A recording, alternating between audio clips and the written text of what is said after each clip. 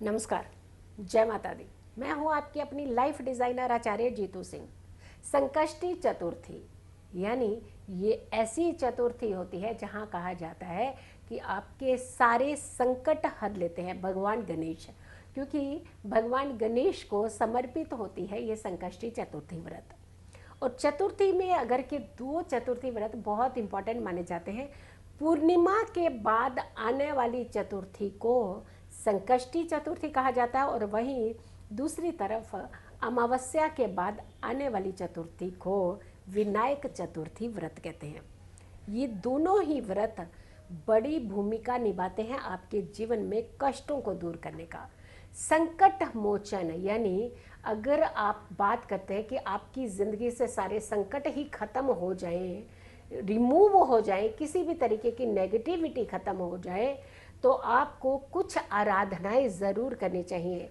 यहाँ कहा जाता है कि हनुमान जी की आराधना आपके सारे संकट हर लेती है, वहीं गणेश जी की आराधना आपके जीवन से कष्टों को दूर कर देती है, विघ्नों को दूर कर देती है, तकलीफ़ों को दूर कर देती है।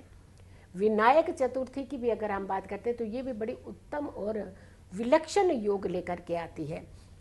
अब हम बात करते हैं कि संकष्टी चतुर्थी, पूर्णिमा के बाद आने वाली चतुर्थी संकष्टी चतुर्थी होती है, जहाँ कहा जाता है कि हर कष्ट हर संकट समाप्त, और वहाँ से आगमन हो जाता है आपके जीवन में कष्टों को दूर करते हुए सुखों का, यानी सुख भी आते हैं, तकलीफ़ें ख़त्म होती हैं, और तो और खुशियाँ भी आती हैं, धन भी आता है, समृद्धि भी आती है, वैभव भी आता है। तो ऐसे में अपने इस व्रत को ज़रूर करना है।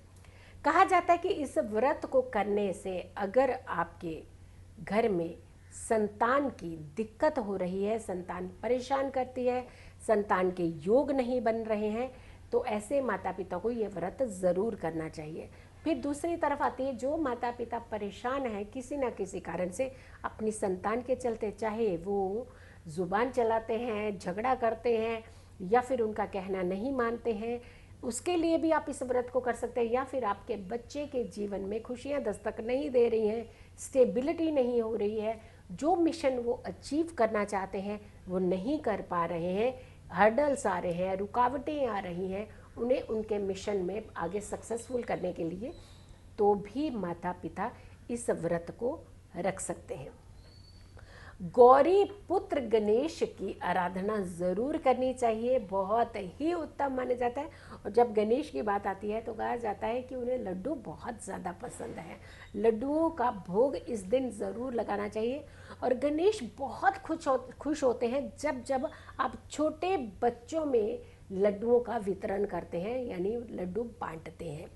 चलिए, ये भी हम ज़रूर बात करेंगे आपको कि लड्डू आपने कैसे बांटने और कितनी सामग्री होनी चाहिए, कितनी मात्रा में आपको ये लड्डू ज़रूर बांटने हैं गणेश चतुर्थी यानी संकष्टी चतुर्थी के दिन। लेकिन हम एक और चीज़ बताना चाहते हैं कि ये व्रत की मान्यता के साथ साथ, महत्वता के साथ साथ, साथ में इस व्रत को रखने का समय कितना होना चाहिए।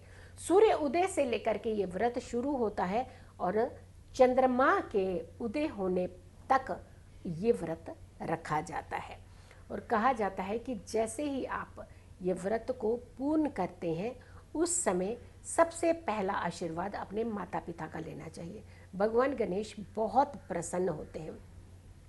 आजकल तो परंपराएं ही आपने ख़त्म कर दी, अपने माता पिता का आशीर्वाद लेंगे।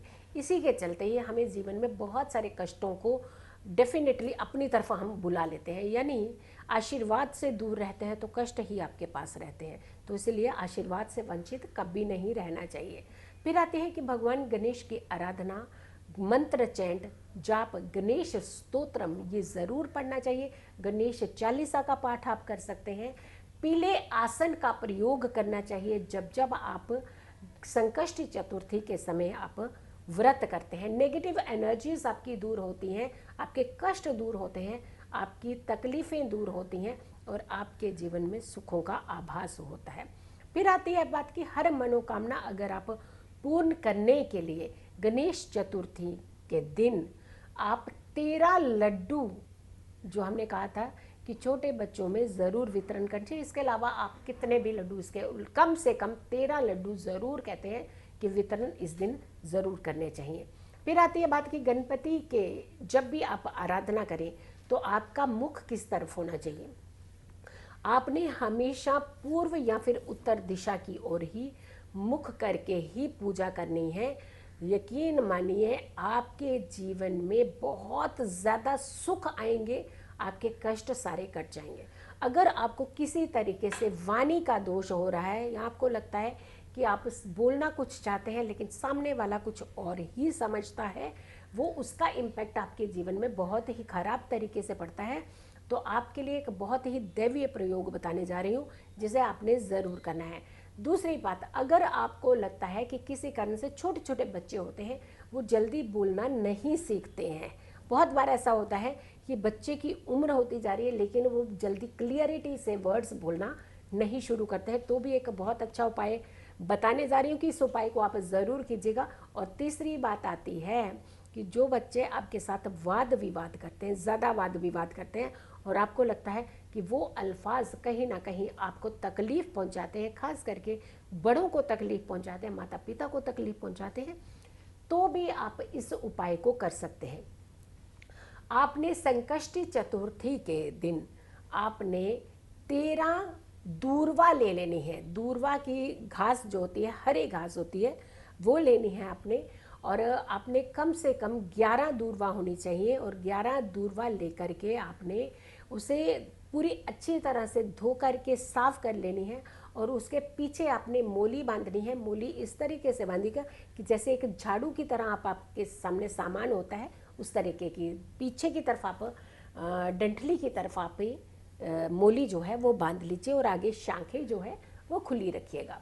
उसके ऊपर 13 आपने तिलक लगाने हैं सिंदूर से, और सिंदूर से तिलक लगा करके अपने ये दूर्वा भगवान गणेश को अर्पित करनी है। अगर आपके बच्चे आसपास हैं तो कोशिश कीजिएगा कि बच्चों के द्वारा अगर ये दूर्वा अर्पित करवा सके। अगर बच्चे नहीं हैं आसपास तो माता पिता ये प्रयोग, ये उपाय कर सकते हैं संतान का नाम लेते हुए। हाँ, जब आप अपनी संतान का नाम लें, आप अपना नाम स्वयं ज़रूर लें और तब आप ये दूर्वा जो है भगवान गणपति को ज़रूर अर्पित करें। यकीन मानिए, एक आपके बच्चों की वाणी बहुत अच्छी होना शुरू हो जाएगी, दिमाग बहुत तेज़ चलना शुरू हो जाएगा, और दूसरी तरफ जो बच्चे आपको किसी तरीके से आहत करते हैं वाणी के द्वारा, तो वो आपके लिए सही भाषा का प्रयोग करना शुरू हो जाएंगे। और तीसरी बात, जो छोटे छोटे बच्चे हकलाते हैं या फिर बात क्लियरिटी उनके अल्फाजों में नहीं है या फिर देर से बोलना शुरू कर रहे हैं, तो भी आप ये उपाय कर सकते हैं। एक छोटा उपाय और बताने जा रही हूँ। 5 लड्डू ले लीजिएगा।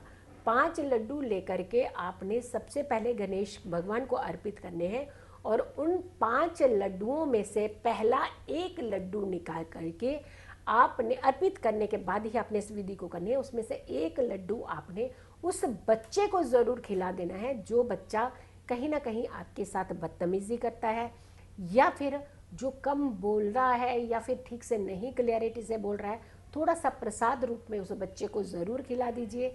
और तो जो बच्चों के काम रुकते हैं, बार बार किसी कारण से काम रुकते हैं, उनके प्रॉपर काम नहीं बन पाते हैं, कहीं ना कहीं उनको ज़िंदगी में हर्डल्स का जो सामना करना पड़ता है, रुकावटों का सामना करना पड़ता है, उनको भी इस एक लड्डू का सेवन करवा सकते हैं। बाकी बचे 4 लड्डू आप छोटे छोटे बच्चों में जाकर के वितरण कर सकते हैं, यानी बांट सकते हैं। तो ये उपाय आप ज़रूर कीजिए। संकष्ट चतुर्थी के समय पर व्रत रखना चाहते हैं ज़रूर रखिए, अगर नहीं रखना चाहते हैं तो आराधना ज़रूर कीजिए। दोनों समय की आराधना ज़रूर कीजिएगा। खुश रहिए, स्वस्थ रहिए, पॉजिटिव रहिए। पॉजिटिव रहते हैं तो हर समस्या से हम दूर रहते हैं। अगर आप लोगों ने अभी तक मेरे चैनल को सब्सक्राइब नहीं किया है तो ज़रूर कीजिएगा। फिर जल्दी हाजिर होंगे एक अच्छी वीडियो के साथ। तब तक के लिए नमस्कार।